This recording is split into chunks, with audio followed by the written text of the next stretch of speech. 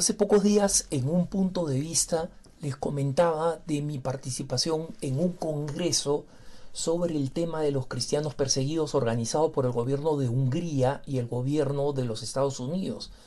Y en aquel punto de vista, para quienes lo escucharon, les prometí que iba a hacer una especie de evaluación de este evento. Y ahora, ya de regreso en Denver, me encuentro en la situación de tener que hacer esta evaluación y no sabía bien por dónde comenzar, porque como les comenté en aquella ocasión cuando estaba en el Congreso, yo estaba muy impresionado por el hecho de que este Congreso hubiera convocado a tanta gente involucrada en el tema de la persecución de los cristianos. Es decir, sobrevivientes de la persecución, varios de ellos. Especialmente me sorprendió una muchachita iraquí que está viviendo ahora en Erbil, en la capital de la región este de Irak, después de haber sido perseguida y haber sobrevivido a ISIS al Estado Islámico en las llanuras del Nínive. Estaban líderes de las distintas denominaciones religiosas perseguidas. Como saben ustedes, son varias iglesias apostólicas, que las llamamos así porque descienden directamente de los apóstoles.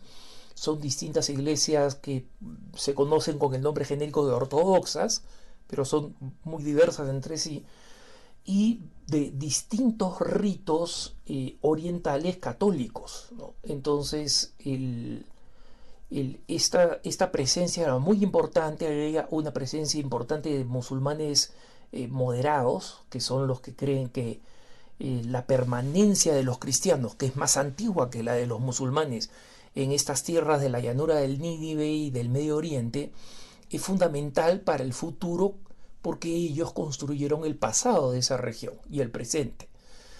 Y estaban también representantes de organizaciones que buscan ayuda a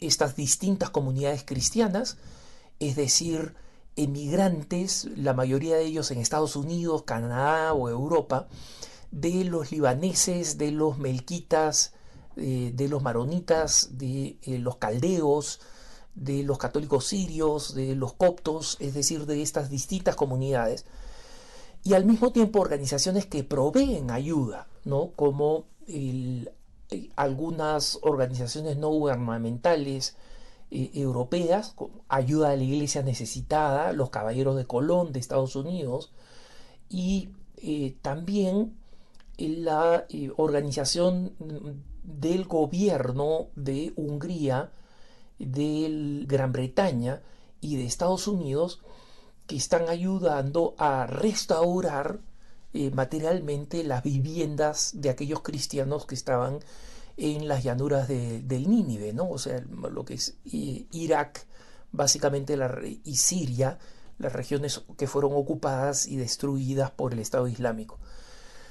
Pero creo que lo más importante es destacar por qué este evento se realizó y la importancia de este evento, y de que hagamos eventos similares para crear conciencia en las autoridades políticas, en nuestras autoridades políticas, en las organizaciones no gubernamentales, pero fundamentalmente en la sociedad civil, tú y yo, hermanos, nosotros que podemos colaborar, crear conciencia y hacer presión, ¿no?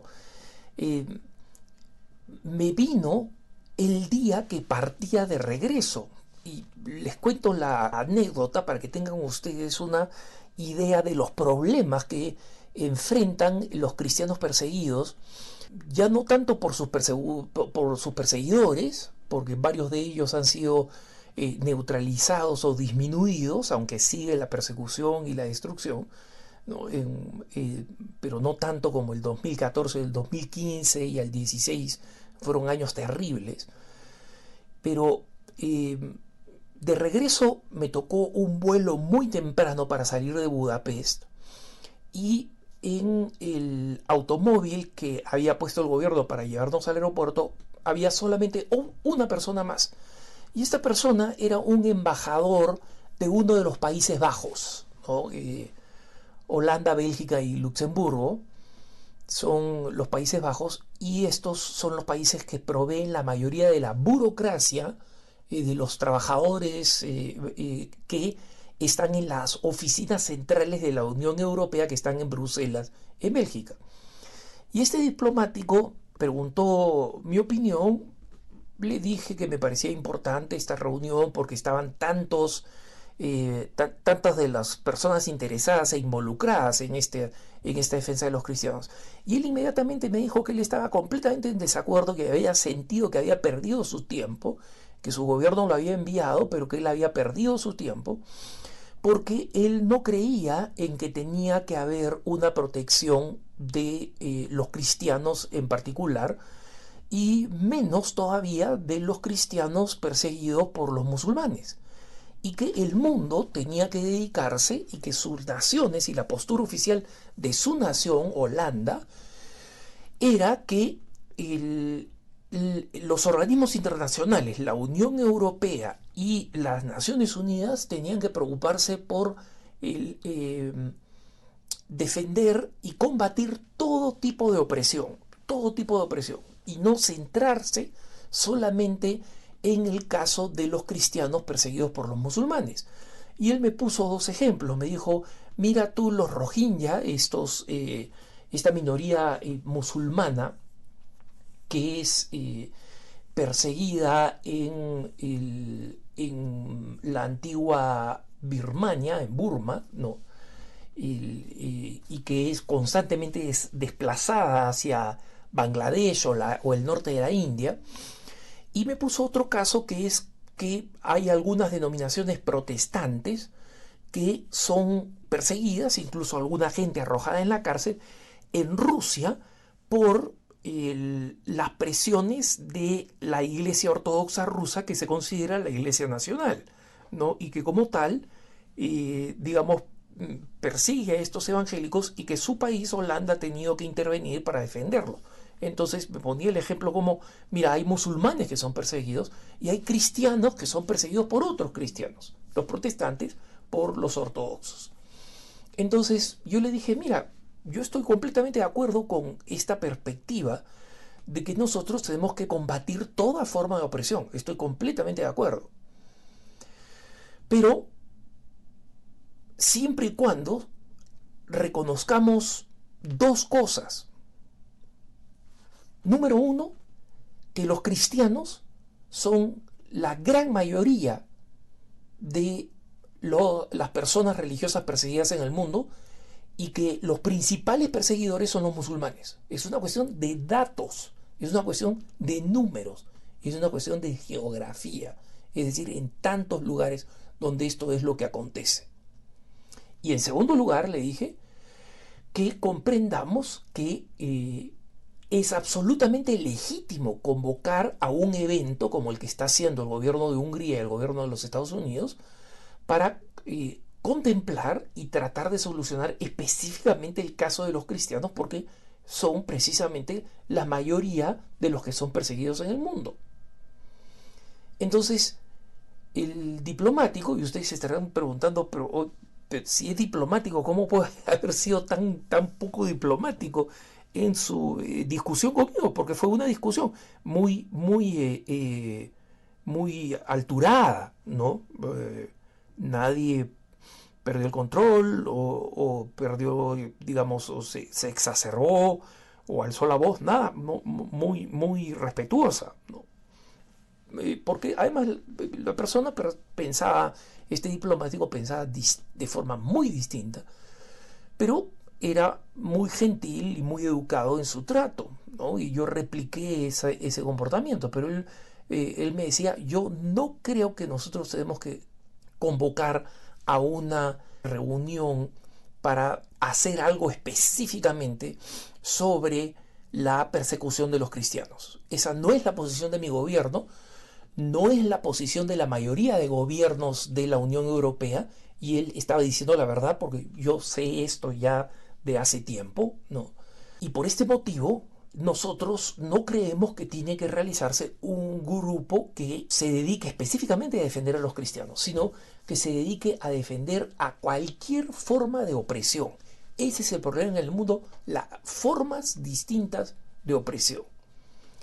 Entonces, ahí obviamente discrepábamos porque yo le dije, mira, cuando quieres perseguir o combatir, mejor dicho, a todas las formas de opresión, al final no terminas combatiendo ninguna.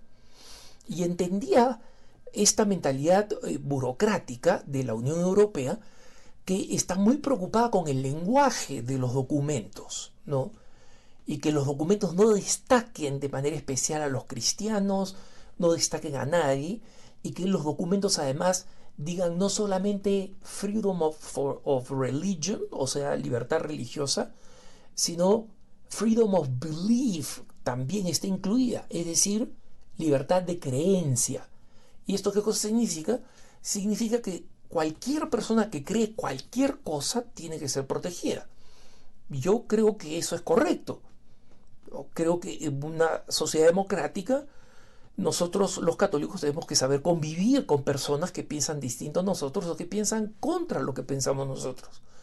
Pero yo le dije a él que era absolutamente inútil creer que nosotros íbamos a poder realizar un combate contra todas las formas de opresión por una sencilla razón, porque no existe el mismo consenso para defender algunas formas de opresión de otras formas de opresión. Les pongo un ejemplo.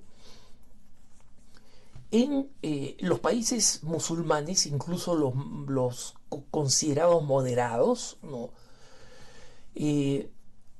existe un consenso de que las personas homosexuales deban tener acceso al matrimonio. No existe un consenso. En la medida en que aplican la ley islámica, va a ser imposible que ellos lleguen a un consenso sobre eso. Pero muchos representantes de estos países moderados, como Marruecos, Argelia, estaban de acuerdo con que los cristianos tenían que dejar de ser perseguidos. Entonces yo les decía, avancemos de acuerdo a consensos. Pero es interesante ver cómo la mentalidad secular y burocrática de la cultura secularista, básicamente, se opone simplemente a aceptar que los cristianos son perseguidos.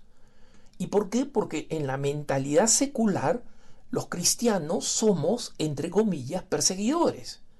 ¿Por qué? Porque no estamos de acuerdo con el aborto, no creemos que es un derecho, no estamos de acuerdo con las uniones homosexuales, no creemos que es de acuerdo a la ley natural, no estamos de acuerdo con la eutanasia, creemos que es un nombre bonito para el asesinato de personas que consideramos que no son útiles para la sociedad. Y en consecuencia, existe esta visión de que no deberíamos ser defendidos en particular. Y esto es un consenso entre muchas naciones poderosas y es un consenso entre muchos de los políticos norteamericanos, que son los que también podrían llegar al poder. Y en consecuencia, la ayuda que hoy en día tienen los cristianos perseguidos en la llanura del Nínive para reconstruir, dejarían de tenerla. Entonces, por eso es que estos eventos son importantes y por eso es que toda nuestra militancia, nuestra toma de conciencia, todo lo que podamos hacer para que los católicos tengamos siempre presente frente a nosotros el tema de nuestros hermanos perseguidos alrededor del mundo, es una urgencia porque existen muchos que no quieren ayudar y, peor todavía, existen muchos que no quieren que los cristianos sean ayudados. Que tengas un buen día.